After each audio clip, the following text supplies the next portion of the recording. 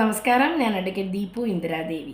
Justice Hema committee report വന്നതിന് ശേഷം പലർക്കും ഒരു സംശയമുള്ള കാര്യമാണ് ഫിസിക്കൽ റിലേഷൻഷിപ്പിലൊക്കെ ഏർപ്പെട്ടപ്പോൾ അന്ന് കൺസെൻറ്റ് കൊടുത്തിരുന്നു ആ ലേഡി, അല്ലെ സമ്മതത്തോടു കൂടിയാണ് ഫിസിക്കൽ റിലേഷൻഷിപ്പ് ഉണ്ടായത് എന്നൊക്കെ പറയുമ്പം നമ്മളൊരു കാര്യം മനസ്സിലാക്കേണ്ടതെന്ന് പറഞ്ഞാൽ, ഇപ്പം എന്തെങ്കിലും കാര്യം ഒരു ജോലി വാഗ്ദാനം ചെയ്യുന്നു, അല്ലെങ്കിൽ സിനിമയിൽ ചാൻസ് കൊടുക്കാമെന്ന് പറയുന്നു, സീരിയലിൽ ചാൻസ് കൊടുക്കാമെന്ന് പറയുന്നു, അല്ലെങ്കിൽ ഒരു പ്രൊമോഷൻ മേടിച്ചു കൊടുക്കാമെന്ന് പറയുന്നു. ഇതൊന്നുമല്ല, ഒരു ലവ് അഫെയർസൊക്കെ ഉള്ള സമയത്ത് ഞാൻ നിന്നെ വിവാഹം കഴിച്ചോളാമെന്ന് പറഞ്ഞ് വാഗ്ദാനം ചെയ്യുന്നു. എന്നിട്ട് ഈ വാഗ്ദാനങ്ങൾ തെറ്റിക്കുന്നു, പിന്നീട് ചതിച്ച് വഞ്ചിച്ച് കബളിപ്പിച്ച് ഇതൊക്കെ തെറ്റിച്ചു ഫിസിക്കൽ റിലേഷൻഷിപ്പ് ഉണ്ടായതിനു ശേഷം. അങ്ങനെയൊക്കെ വരുമ്പോഴാണ് അതൊരു ഇഷ്യൂ ആയിട്ട് വരുന്നത്.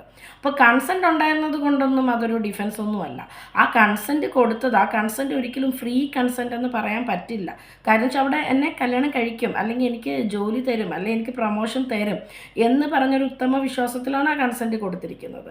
അല്ലാതെ ഇപ്പം അന്ന് നോ പറയേണ്ടടുത്ത് നോ പറഞ്ഞിരുന്നെങ്കിൽ ഇഷ്യൂ വരത്തില്ലായിരുന്നല്ലോ. അന്ന് നോ പറഞ്ഞില്ലെങ്കിലും അതവിടെ തെറ്റിദ്ധരിപ്പിച്ചുകൊണ്ട് ചെയ്യുന്നു.